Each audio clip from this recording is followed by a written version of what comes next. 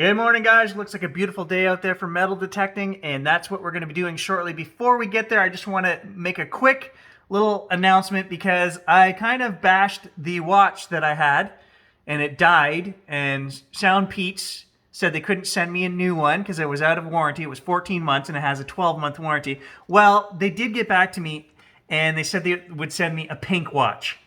And I wasn't going to take them up on it, but my daughter said, hey, I need a watch. So we did, and then I felt bad because I said, don't buy products from companies that don't support their stuff. And I thought, maybe I didn't give them enough. I really liked the watch. This here is the watch. It's an Apple knockoff, Fitbit kind of thing. It's a Sound Pete's watch, okay? So I actually went with my money and bought the same watch again because the last one did last over a year before the battery went, and I thought maybe it was an anomaly that my battery went. Maybe I just had a bad unit. So I spent my own 45 bucks. They were cheaper this time, which is also why I decided to do it. I already had the app installed on my phone, and I'm lazy, and I just thought, hey, buy the same watch again, and we'll try it again. And that's partially because they also did try to work with me. I don't understand why they told me they only had one pink watch left because I bought this one after the fact. Anyway, Sound Pete's, we're going to give both of these watches a try. And if they don't last, 2 years, you're going to hear about it. On this channel, you guys will hear about it. Because this is the second and third watch. The first one lasted 14 months. And I'm just throwing that out there that I did support them again after the fact because they sent me a pink one, which doesn't do me any good. But my daughter will get some use out of it. And I really did like that watch. So, that's all I have to say. Let's get on with the adventure. Wake up, today's gonna be a good day. Wake up, today's gonna be a good day. Wake up, today's gonna be a good day. Yeah, it's a time of year where you've got to wait for it to warm up a little bit. It's almost 10 o'clock, and only now, as the frost starting to leave the truck and I'm ready to go out and do some detecting. Got my snacks, pretty healthy. We're going to do a 40-kilometer trip out of town and hit the old park that I've done a lot of testing with all the machines. We're going to take the Legend and give it one more go there. I'm sure there's still coins there. Let's go find something. All right, here we are. We're at the field. The sun is out. A little windy, but I think we're going to be okay. Let's get the Legend out here and get digging. I should have filmed the first two holes. Scratchy 28, and I said small nail. That's what it was. Solid 33, I said pull tab. That's what it was. That is a predictable machine, the Legend. You can call the junk before you even dig it. And then, just to make sure that it's not really treasure, you gotta go ahead and dig it. So it doesn't matter what machine you have, you gotta dig it all. Solid 24. Curiosity peaked. A bottle cap. Wait a minute, you're supposed to ring up 18. I guess like anything else, it depends on the brand. So 18 to 24 bottle caps, that's well below coins. So again, we don't have to dig that unless we're curious about junk. Well, the deer have been out here playing in the field. Couple different sized tracks there. All right, 7 holes in, and we've got a coin that we missed. It's not an old one. Well, I don't know what that is, and I don't know what kind of metal it is. That's old, and it's heavy duty.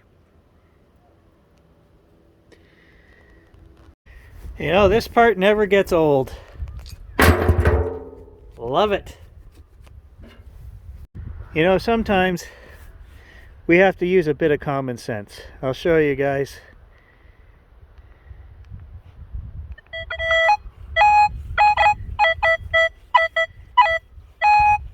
So, we've got general movement in a direction here. We go up to the building, and what do we see coming out the side of the building?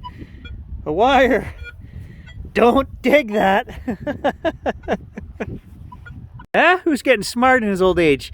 I didn't film it over there, but I almost dug the culvert in the ditch, and then I realized what it was way down there. I was like, no, you're too old, you're too experienced at this now to be digging culverts and wires coming out of buildings.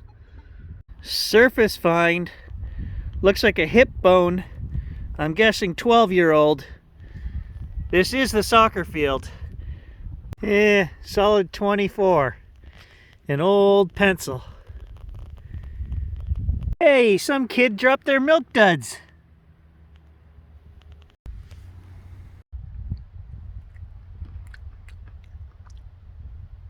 Wait a minute. No freaking way. Another solid 24. I'm like, a nickel. No, it's another old pencil.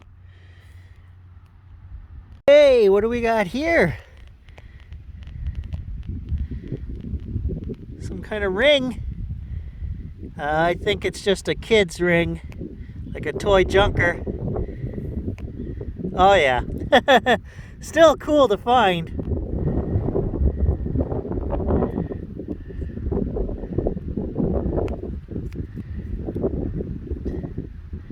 There you go. First gold of the day. Yeah? What do you think of that? I can't believe I did that. Rookie working the machine. I muted it to show you guys the gold ring. I literally just walked 10 feet scanning back and forth. No signals, and I realized, oh, the machine is still muted. Oh, you little bastard. Kid buried that one down there 15 inches. An old pudding tin. Hey, more milk duds. Fool me once. Fool me twice. Alright, I don't know what it is. I had to pry it out with the shovel. Hey, that's what it is. One of those thingamajiggers. Maybe an old soccer post or something, I don't know. Well, it's an old metal screw cap off of something. It's got threads in there. I don't know what that's from. Maybe I'm just getting too old for this shit, but I'll show you guys clearly. There is a divider of property here by the planting of these trees, which was done by the municipality to mark the school ground. And it goes up behind me, and then it goes down this side over here. There's another row of trees right there. And I was detecting in those trees, and some lady pulls up in her car and tells me that I'm on that house's property and I need to move. I just said, well, you know, I beg to differ. The tree line is the divider of the property. I'm not going to argue with you, and I moved, you know. Why do they feel the need to stop? They got an empty field behind me. I'm the only guy out here just puttering along. You will not find one of the 200 holes I've dug today, and they feel the need to tell me what to do, you know? I fucking hate that. Well, I'm pretty sure her name started with C, and it wasn't Carol. I could really use a hand pulling some of these pull tabs out of here. I've got like 30 of them today, so come join me by all means, please. I'm so tired of it after 6 years, guys, of people, you know, trying to tell us where and, you know, why we can't dig. We're stealing from the city. Oh, we've heard it all, guys. We're making too much noise. Our machines are too loud. We've heard it all, right? It just makes me want to throw in the towel on having any fun in life. Well, there's another one, and that has been the last 20 minutes of my life right there. All pull tabs. The wind is picking up. It's coming out of the west. I think that lady's coming back.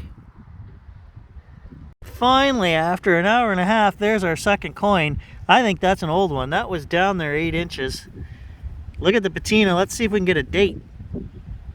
Well, it's older, 1950. And we got George on the back there. Canadian. That was the faintest little signal down there, and we missed that before, so hey, the legend got it. Solid 28. There is an old lead bullet. 1960. Yeah, all right. All that junk down there, yeah, that's mine. There's the machine way back over there. Probably 100 feet. And I'm still connected with the Bluetooth. I can still hear it chirping away. Way to go, legend. Alright guys, 3 hours down. Not the most exciting treasure, but hey, it was an outing and we got more hours on the legend, so I'm happy with that. We'll catch you guys in the next adventure. See, that bit required me to walk all the way back to the truck and then suck the outer candy shell off of one of my chocolates to make this work. I hope you guys appreciate the effort. So when I was out adventuring the other day with Stan, and I poked a hole through my neoprene boot way up at the top. And I'm actually taking some repair adhesive, and last night on the outside of the boot, I put a coating of that stuff on there. Now I've folded the top over, and I've put just a drop, and it went right into where the seam was ripped. So I think this is gonna work. I'll let you know in the next adventure if I get wet feet or not. As you guys know on the channel, I have stated that these neoprene boots are probably not worth buying. They're like $140 a pair, but it's a very soft material. The bottom is hard rubber, okay? And then this is waterproof all the way to the top, but it's a soft neoprene, okay? The problem is sticks go right through that very easily. And so I refused to buy myself a pair, and then my wife got me these for Christmas, and then I have to tell you guys, I changed my mind. These are the most comfortable boots to walk in because they actually flex. So you're kind of giving up durability. As we see, I have poked a hole in mine after one summer of hard use. Probably shouldn't be wearing them to trek through the forest, which is what I was doing. Keep it for the swamp, you know, and just around the house, wet environment stuff. They're not made to hike 8 miles, and that's what I was doing that day. I actually hiked almost 8 miles in these, and then I poked a hole in it. So, but I've got to tell you, it was the best darn 8 miles I ever hiked in a pair of rubber boots. Very comfortable.